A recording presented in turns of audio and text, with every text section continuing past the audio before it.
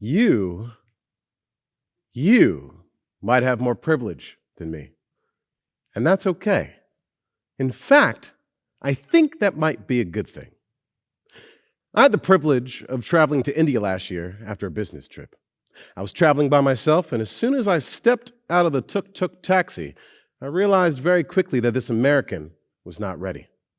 Trinity Chowk, the famous marketplace in Delhi, India, is like a maze. Roads that could have been more than 8 feet across were crammed full of people moving in every direction. It felt like there was barely any room to move as motorcycles and mopeds sped past to make deliveries. Bicycles with moms and children traversed between storefronts, and men were making food or soliciting business. I sipped from a bottle of soda pop as I hungrily watched a cook prepare a meal with his bare hands. He repeatedly wiped his sniffling nose, and I quickly lost my appetite. The smells of the food mixed weirdly with the musky fragrances of this old town, and I was completely overwhelmed. I just wanted normalcy, like my normalcy. About an hour later, and about a mile from what felt like chaos, I found myself in an Indian restaurant with waiters in hairnets, limited seating, and filtered water as a plate of buttered chicken was set in front of me. And when I took my first bite, it was so complicated because there was an aftertaste and it wasn't the curry. The aftertaste was privilege. You've heard about the boilerplate definition of privilege, right? As I ate a piece of garlic naan, which is like an Indian flatbread, I thought about it. Privilege is often thought to be an advantage granted to a single group or a whole race. I knew I was privileged, sure, but I couldn't be that privileged, right? After all, I'm a black kid from Philadelphia. But with each bite, I began to understand and realize the privileges of my adventure. In the marketplace, I drank soda pop, a sweet, fizzy beverage, while I thought others drank unclean water. Men like me were making the deliveries and women were taking care of the children. Those light brown skin like me were running the storefronts. And all of a sudden, I felt guilty. Yet, that night when I took a warm shower in my 5-star hotel, a literal shower thought came to my mind. What if privilege wasn't a bad thing? If we weren't afraid to use the privileges that we have, what would be possible? What are the possibilities of privilege? Or as I like to call it, pop. My mind bubbled with all the possibilities. Imagine that this bottle right here is filled up with all of your privileges. What's in here? Most of us rarely, if ever, think about it. If you have access to clean, drinkable water, you're in the top 73% of the world. If you live in a democracy, you're on the 45th percentile of the world, and that's being pretty generous with the definition of democracy. If you make more than $60,000 a year, you're in the top 1% of the world. All of that is in here. All of us, all of you, have privilege. The problem is that we often define privilege incorrectly. Here's how. First, privilege is both unearned and earned advantage. If you have a functional car, you may have the earned advantage of being able to transport people or goods to any drivable destination. If you are in the audience, you have the unearned privilege and advantage of having drinkable water easily accessible to you. The possibilities of privilege are both earned and unearned advantage. Number two, societal privilege and institutional privilege is not the same as individual privilege. You might think with white privilege that every white person experiences the privileges in the same way. I disagree. No two people are likely to experience the same privileges at the same time, in the same place, in the same way. Privilege intersects with us each differently. The possibilities of privilege are about individual privilege. And number three, individual privilege is not absolute. Privilege is a probability. If you identify as male, you likely make more money than those that don't identify as male. But that might only be true for a few of you, and it might only be true 40% of the time. For those that like to play video games, Imagine for a moment that you select a character with a higher probability of finding loot in treasure chests. Your character doesn't find extra loot 100% of the time, they just have a higher probability of it. The possibilities of privilege are a probability. So, what's a new definition for the possibilities of privilege? Privilege is the probability of earned and unearned advantage granted to an individual. This bottle is filled up with all of your privileges and their intersectionality. Your abilities, your opportunities, your access, your race, your culture, your income, your nationality, your upbringing, and so much more. So, what are the possibilities of privilege? As I explored this question in India, I felt like I unlocked something. There was an energy, there was an urgency, there was a pressure, there was excitement. It kind of felt like if you took a bottle of soda pop and you shook it up. So let's see what happens if we shake the possibilities of privilege. Let's see what happens when we shake the pop. But you're not supposed to shake the pop, Jason. Aren't you afraid? Yeah, maybe a little bit. But by being afraid of privilege, we amplify the harmful effects of it. Look, I understand why we don't want to talk about privilege. Privilege creates guilt when we have extravagance, while others don't have basic needs. Privilege encourages defensiveness and entitlement when we feel like we've earned what others don't have. Privilege invokes anger when we see it used to harm or limit opportunities for oneself or for others. These feelings only scratch the surface of our emotions and the historical impacts of privilege. So yes, privilege can be a bad thing if left unchecked. But if used effectively, it can be world-changing for individuals and for groups. So let's see what happens when we shake the possibilities of privilege. Let's see if we can get past our fear and shake the pop. When I was a kid, my mom and my dad often had to tell me to stop roughhousing with my sister.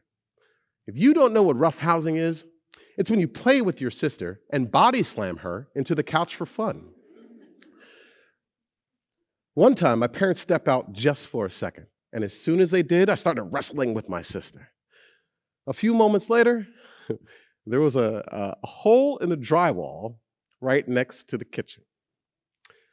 Oddly enough, it was in the exact same shape as my sister's head. She was fine because what's worse than getting a bump on the head is getting into trouble. My mom and my dad came in the house saying, "This is why you shouldn't roughhouse with your sister. You don't know your own strength." Still to this day, when I play with my friends, I have to be very aware of this strength ability. Privilege operates in the same way. Left unlearned, unchecked, and undeveloped, privilege can be used to hurt people, especially as an adult. But if mastered and understood, it can be used for good. You have to know your privilege to control your privilege. Imagine for a moment that we considered some of your individual privileges as innate strengths or characteristics. This might align with qualities such as initiative taking or organizational skills. Similarly, this might resonate with traits like outward energy or heightened perception. But just like me as a kid, and even more so as an adult, great care must be made with these newly found strengths so that others don't get hurt. There's 3 ways to shake the possibilities of privilege responsibly. There's 3 ways to shake the pop safely. 1, know your privileges. 2, use your privileges to help yourself. And then 3, use your privileges to help others. Let's create an example. Let's say we have Gary. Gary identifies as male. He has the privilege of being taken more seriously in meetings than those that might not identify as male. But remember, privilege is a probability. It's not a guarantee. First, Gary should learn about his probable privileges, like being taken more seriously in meetings, and seek to understand its impact on himself and the world around him. Pretty easy, right? Second, to help himself, Gary should find responsible ways of using his strength/privilege to aid in his self-improvement. Maybe the knowledge of the strength allows Gary to speak up when a little nervous or moderate a conversation more effectively. And 3, to help others, Gary should find impactful ways of using his strength/privilege to improve his community or his workplace. Maybe Gary helps elevate the voice of a colleague or creates a more welcoming environment for others. These things may seem like they're small, but imagine if everybody could process their privileges in this way. The aggregate effect would create a more empathetic and effective society. By just doing these 3 simple steps, Gary can shake the possibilities of privilege. Just by doing these 3 simple things, you too could shake the pot. Now that you know the basics of shaking the pot, what does this look like in the real world? Imagine that you walk into a business meeting and you notice that most of the attendees are from the same background. What could you do? Thanks for being here on time, everyone. I appreciate you taking the time out of your day. Just taking a quick look around the room, it looks like we might have some strong male and national privileges here today. So if we can, let's really try to listen to each other. Let's take turns speaking. And of course, no interruption. No interruptions for anybody. Does that sound good? Awesome. All right, Sebastian, how are those projections looking? Or at a different company, what if management and leadership crowdsource religious practices and then adjust meeting times during Ramadan for fasting Muslim employees? By just being aware of privilege, or lack thereof, you can offset the harmful effects of privilege and create a healthy, helping culture. But in order to do that, you have to shake the possibilities of privilege. To transform your communities and your workplace, you have to shake the pot. For those that are ready to shake things up right now, here's how you can shake the pot. How do you know your privileges? Consider how everyday comforts are privileges that others lack, and talk with your friends and learn about those disparities. How can you use your privileges to help yourself? Once aware of a privilege, consider it a strength, and then find responsible ways to use it to improve yourself. And most importantly, how can you use your privilege to help others? Enlarge a single parent's world by sharing your professional network. Fuel a young musician's talent through creative mentorship or resource access. Amplify a colleague's voice when it's overshadowed. Ease a friend's journey with a shared ride. And nurture fair discourse through every single interaction. This talk is not meant to explain how to overcome our fear. It's not meant to reveal all of one's privileges or prevent the misuse of these privileges. This talk is meant to reshape an aspect of our lives that traditionally has been demonized and reframe it to be empowering, supportive, and world-changing. Your privileges can be strengths. They can be the one final thing to tie all of our other strengths together. Using them for yourself is a step, but you become even stronger when you use them to help others. Your privileges can be strengths. And the real potential, the ones that excite me the most, are the ones that are realized after we normalize the concept of privilege itself. Being in India made me see my privileges for what they are, strengths. And shaking up those possibilities of privilege allowed me to see India for what it truly is. A country of beauty, of vibrancy, rich in culture and community.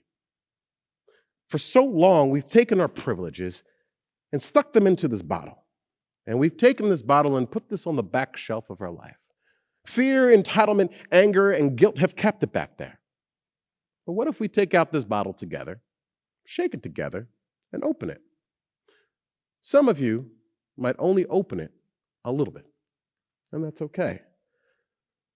But for the rest of you, I hope that every time you learn about a privilege, you shake the pot.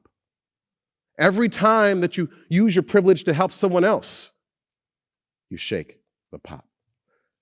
And especially when you use it to help others, you shake the pot with all of your strength and then open it to allow your privileges to explode into the world to continue to improve the lives of yourselves and others. So let's see what happens when we shake the possibilities of privilege. Let's see what happens when we together shake the pop. Thank you.